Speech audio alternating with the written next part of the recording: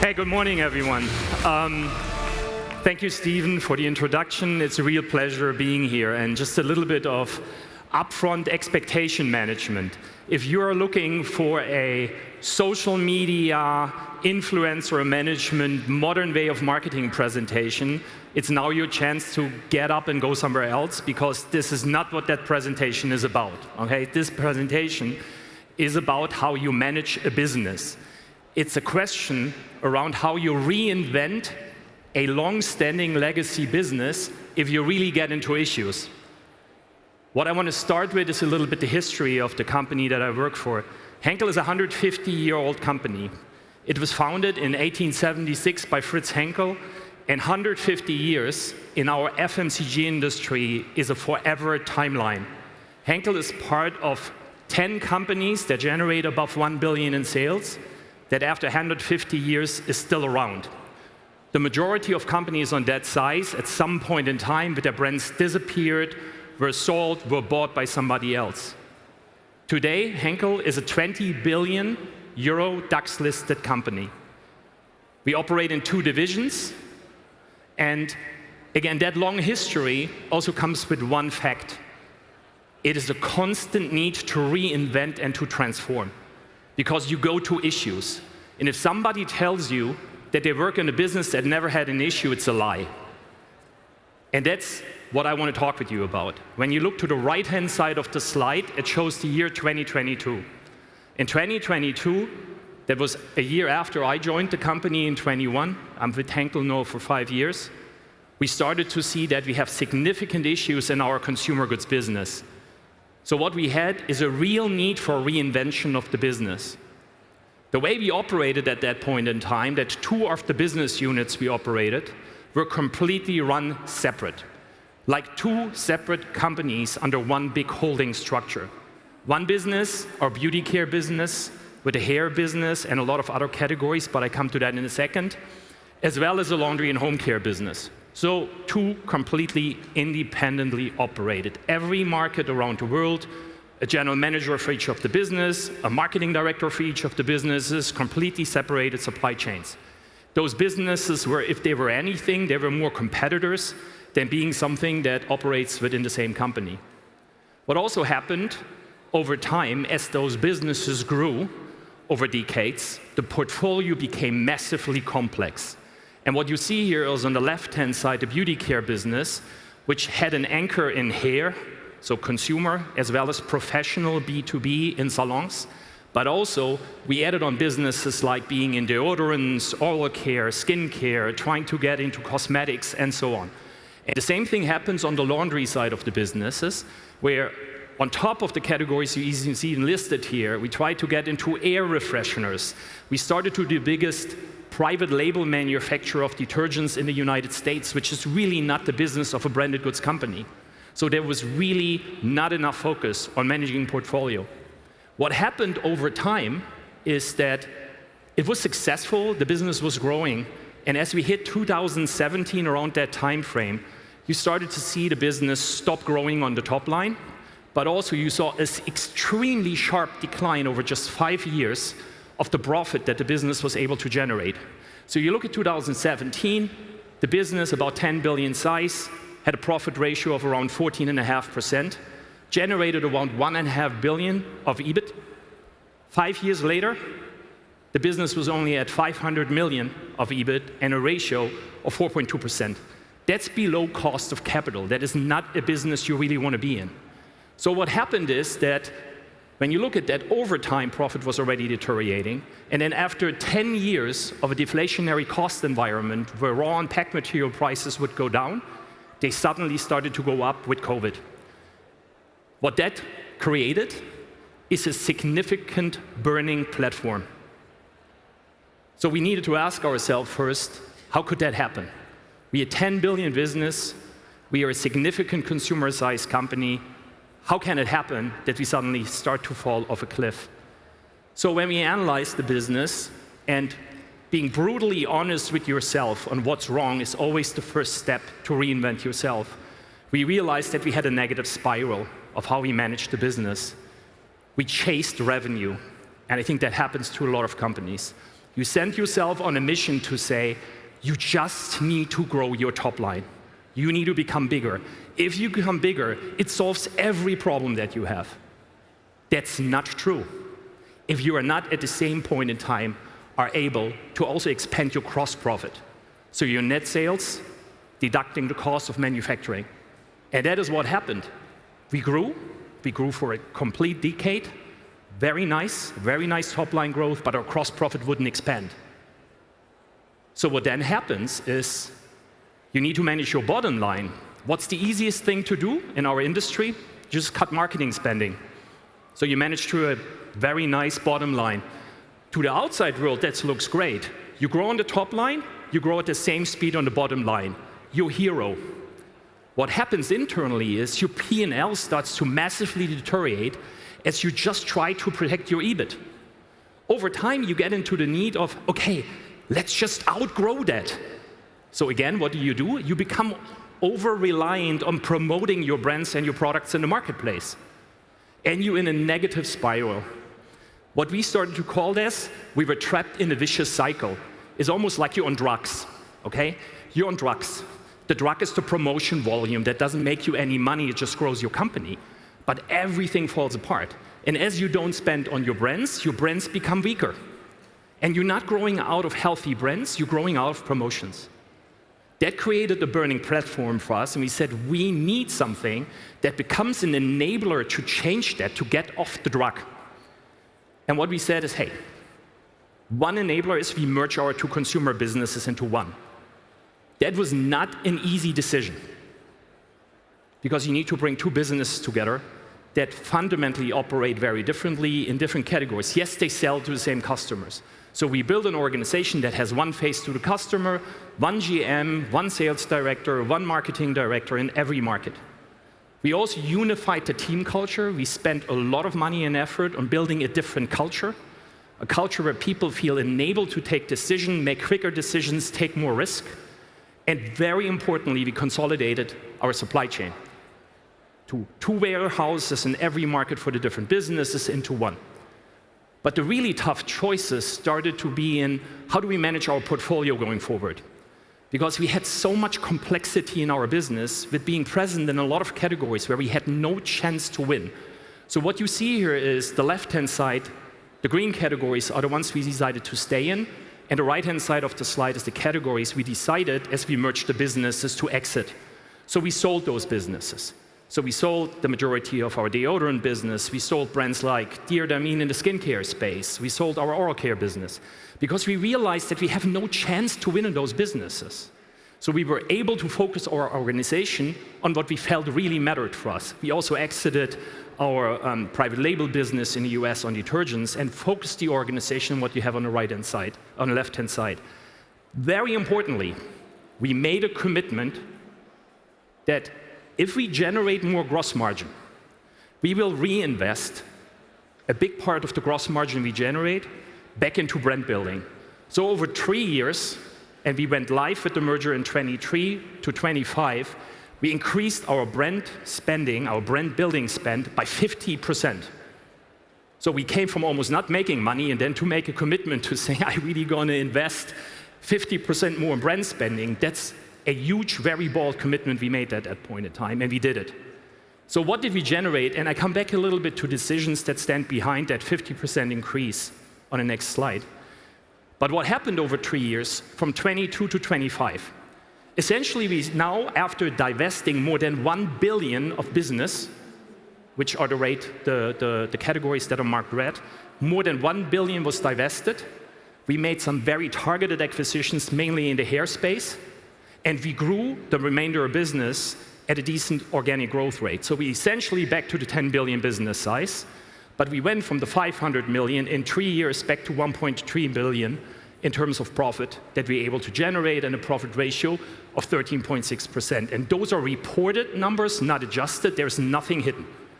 So that's quite a good part of the journey. Still, there's a long way to go, but at least it shows how you can come out of a U-curve, getting a business back to kind of a healthy growth. Talking about the 50% more investment, That was a very conscious and a very tough choice, because we did not tell everybody, hey, you know what? Whatever brand you manage in whatever market, you now get 50% more investment. Also there, we made a lot of tough choices, where in some brand market combinations, we told people, you will have 3 times the spending. Some people, we said, everything that you generate in gross margin, you can 100% reinvest in your business. And some markets, we told, you will not have any investment. You first need to get your business healthy. One of the choices we made to heavily invest into, and I think this fits to the conference and where we are today, was Germany. Germany is our roots, is where the company was founded, is one of our strongest businesses that we had, and it was a huge investment choice for us to strengthening our home market again.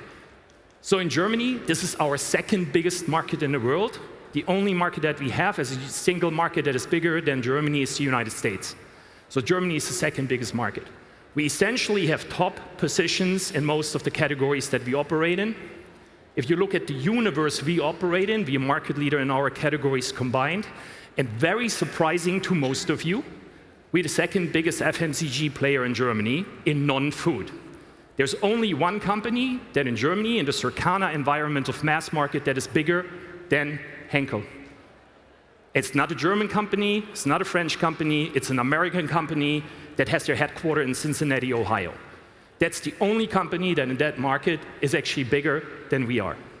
But what I want to talk with you about is a little bit of what have we done with that incremental investment? What are the decisions that we've taken to invest to get our business back to healthy growth and profitable growth? So one thing starts with Persil. Persil is for us a key legacy brand. Next year, Persil turns 120 years. It's the heritage of our company that our founder drove, invented, to actually make the life of people easier. So if you have a 120-year-old brand that has a 99% brand awareness in a market, one would say, hey, why do you even need to advertise that? Everybody knows it already anyhow.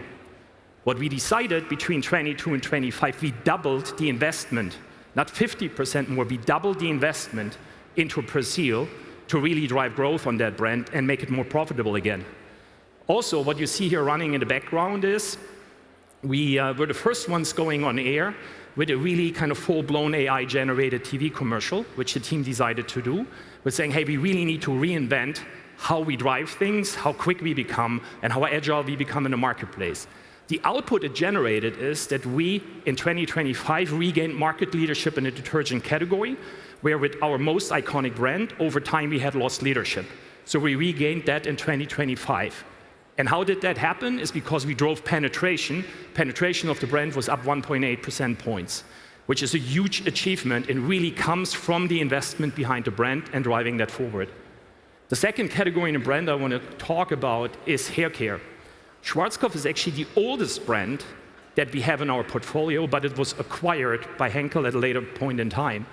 It's a billionaire brand, means globally we generate significantly more than €1 billion in sales with that brand. It's also one of the few brands that has a professional business, meaning we work with hairdressers around the world. We are in that space with professionals as well as in the mass market. So one of the things we changed is we brought those businesses that had Chinese walls between each other in the past, we brought that much closer together to generate insights quicker, do better innovation, talk different to our consumers and to our customers, and we set ourselves an ambition. So when you see on the chart the sentence of the authority in hair, we're not the authority in hair today, but it's what we want to become. That's a very bold ambition that we set for ourselves with that brand, to grow it much quicker than the average of our portfolio.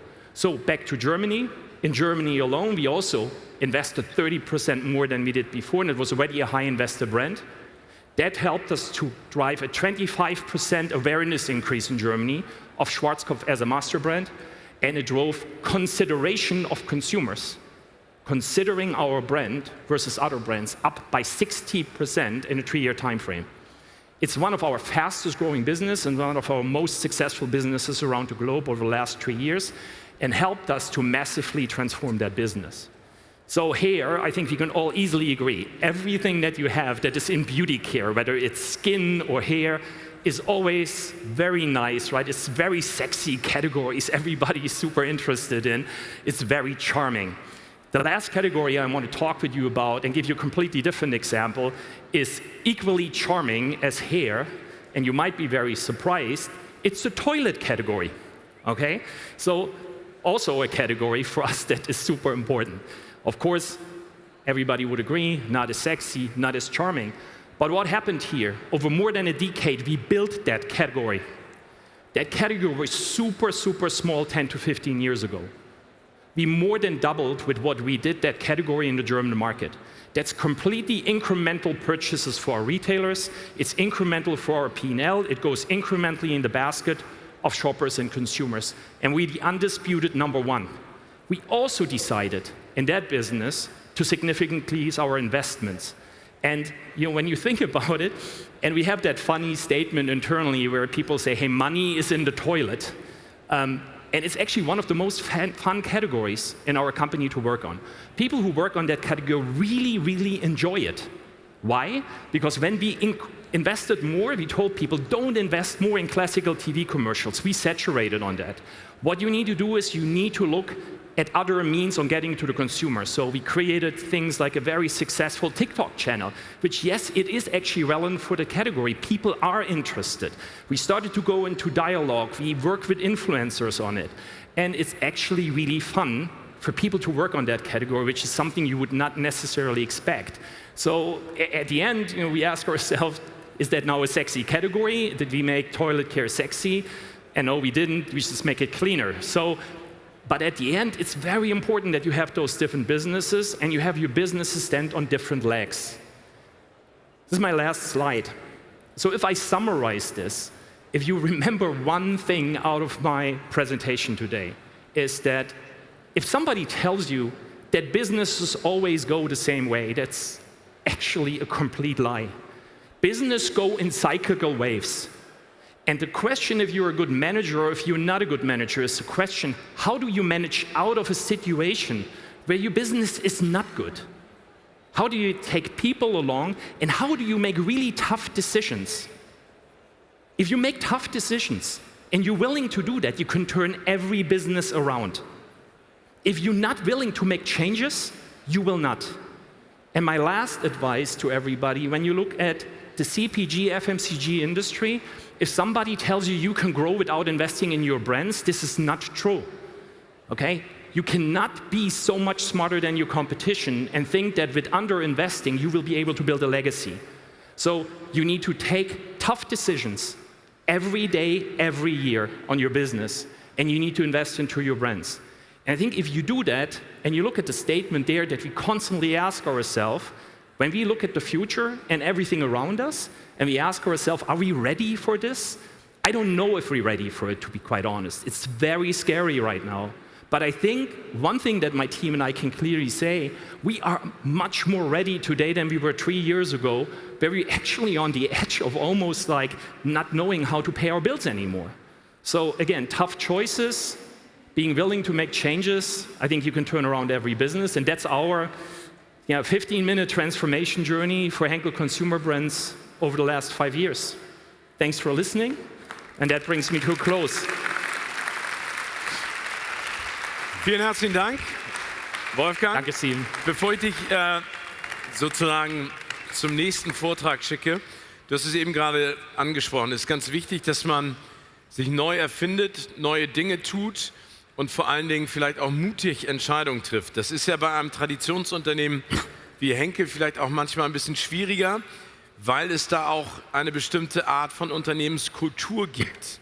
Wie geht man denn bei ganz klaren, pragmatischen Entscheidungen auch damit um, wie man seine Mitarbeiterinnen und Mitarbeiter mitnehmen möchte auf diese Reise? Ja, danke für die Frage und jetzt mache ich das auf Deutsch. Sorry übrigens. Achso, ich hätte es ja auch auf Englisch. Mit dem Englisch, aber für mich ist so, ich war so lange nicht in Deutschland. Ich muss, wenn ich präsentiere, sonst rückübersetzen und das fällt mir total schwer.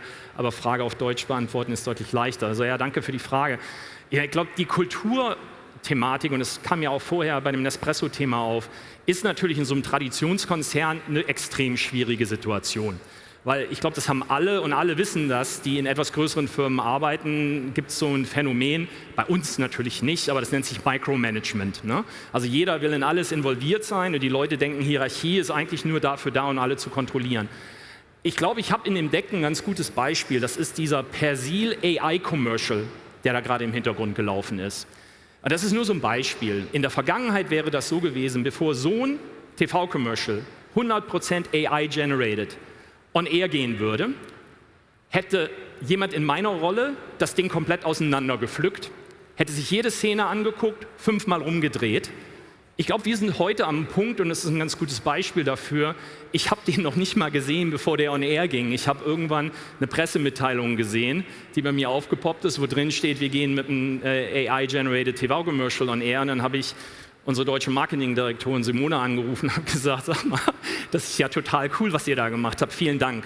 Und ich glaube, das ist so ein Beispiel dafür, was sich einfach viele auf die Fahne schreiben müssen in großen Konzernen. Hierarchie und Senior Manager sind nicht dafür da, um ihren Leuten permanent über die Schulter zu gucken, sondern wenn wir Leuten mehr und mehr Freiheiten geben, einfach Entscheidungen zu fällen und Risiken einzugehen, dann kann man die Leute auch auf so einer Reise mitnehmen. Wenn man immer versucht, den Leuten weiter über die Schulter zu gucken, dann sind die noch mehr frustriert in so einer Change Journey. Also man sagt ja auch gerne, Teamwork makes the dream work. Also würdest du neben den mutigen Entscheidungen und, sag ich mal, die Mannschaft mitzunehmen, auch sagen, dass das bedeutet, flachere Hierarchien aufzubauen, also bessere Teams aufzubauen, die alleine Entscheidungen treffen können? Ist das auch etwas, was du für dich in Zukunft als maßgeblich für weiteren Erfolg ansiehst? Ja, absolut. Also ich habe immer so meinen eigenen Satz dafür, und das ist, dass eine gesunde Kultur führt zu gesunden Unternehmensergebnissen. Eine toxische Kultur kann kurzfristig mit Sicherheit gute Ergebnisse herbeiführen, weil jeder, der den Knüppel aus dem Sack nimmt und draufhaut, kann irgendwie kurzfristig mal ein paar gute Ergebnisse liefern. Wenn du langfristig gute Ergebnisse haben willst, musst du Leute haben, die motiviert sind. Und ja, das ist genau, wie du sagst, Steven, so ein Teil, zu sagen, du musst irgendwie es hinbekommen, flache Hierarchien zu haben. Und das ist auch eine Sache, das war der Merger, war dann im Enablement, zu sagen, wir müssen so ein paar Mittelmanagement-Hierarchielevel rausnehmen. Wir hatten viele so One-on-One-Reporting-Relationships, also Manager, die sagen, ich bin Manager, weil ich habe eine Person, die mit mir arbeitet. Und das funktioniert nicht. Man muss schon größere Teams haben, den Leuten mehr Verantwortung geben, und dann haben auch alle irgendwie mehr Spaß, an die Arbeit zu kommen und ihre Sachen zu machen, und dann kriegst du auch gute Ergebnisse. Super. Vielen herzlichen Dank, Wolfgang. Vielen Dank. Einen schönen Tag noch auf der OMR. Wolfgang König, herzlichen Dank.